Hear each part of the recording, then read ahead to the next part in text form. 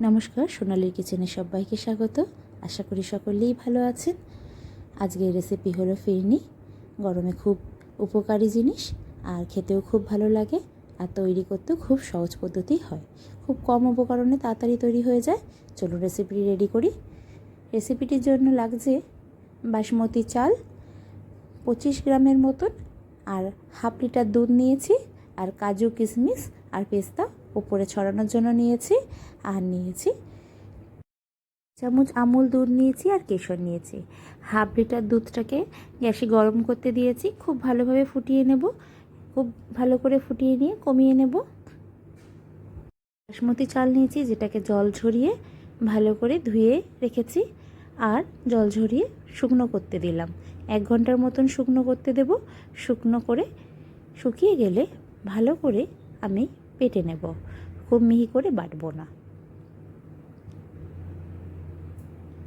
আর কেশর নিয়েছি, কেশরটাকে দুধের মধ্যে গুলিয়ে দেব। দুধটাকে খুব ভালো করে জাল দিয়ে নেব। জাল দিতে ঘন করে নেব। যতক্ষণ না ঘন হচ্ছে ততক্ষণ বেটে রাখা চালটা দেব না। দুধটা আমার প্রায় ঘন হয়ে গেছে। এবার বেটে রাখা চালটা আমি দিয়ে দেব। দিয়ে দিলাম চালটা দুধের মধ্যে, দিয়ে ভালো করে মিশিয়ে নিচ্ছি। খুব ভালো করে মিহিভাবে মিশিয়ে নেব। একটু সময় ধরে মিশিয়ে নিতে হবে।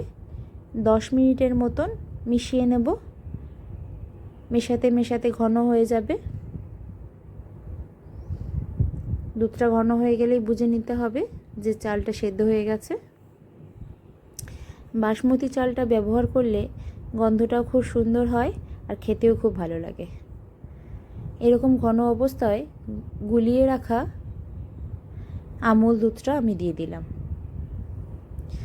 দিয়ে ভালো করে মিশিয়ে নিচ্ছি দুধের মধ্যে। ভালো করে মিশিয়ে একটু জাল দিয়ে নিচ্ছি। রান্নাটা আমরা মিডিয়াম আঁচেই করব। খুব ভালো করে মিশিয়ে নিচ্ছি। মেশাতে মেশাতে এবার চিনিটা দেব। আমি হাফ কাপের মতন চিনি দিয়েছি। আপনারা আপনাদের স্বাদ অনুযায়ী চিনিটা দিয়ে নেবেন। ভালো করে মিশিয়ে নিচ্ছি। চিনিটা খুব ভালো করে মিশিয়ে নিচ্ছি। দুধটা খুব ভালো করে মিশে গেছে দুধের মধ্যে। এবার আমি দুধের সাথে কেশরটা দিয়ে দিলাম, দিয়ে ভালো করে মিশিয়ে নিচ্ছি। খুব ভালো করে মিশিয়ে নিলাম। মেশাতে মেশাতে ঘন হয়ে গেছে, আর রেসিপিটা রেডিও হয়ে গেছে। এই রকম দেখতে হবে অনেকটা। ঘন হয়ে গেলেই বুঝে নিতে হবে যে রেসিপিটা রেডি হয়ে গেছে। দেখতে অসাধারণ হয়, খেতেও খুব ভালো হয়। ছোট থেকে বড় সকলেই খুব ভালোবাসে, আর গরমকালে খুব ভালো লাগে ঠান্ডা ঠান্ডা খেতে। বাড়িতে এইভাবে বানিয়ে নিন। আমি একটা মাটির পাত্রে নিয়ে নিয়েছি। দেখুন কত সুন্দর লাগছে। আমার রেসিপিটা যদি ভালো লেগে থাকে তাহলে একটা লাইক এবং সাবস্ক্রাইব করে দেবেন। আর সকলে সুস্থ থাকবেন, ভালো থাকবেন। আর আমার ভিডিওটা দেখার জন্য সকলকে অসংখ্য ধন্যবাদ। আর পাশে থাকবেন সব সময়। দেখুন খুব সুন্দর হয়েছে। পছন্দ হলে বাড়িতে একটা বানিয়ে নেবেন।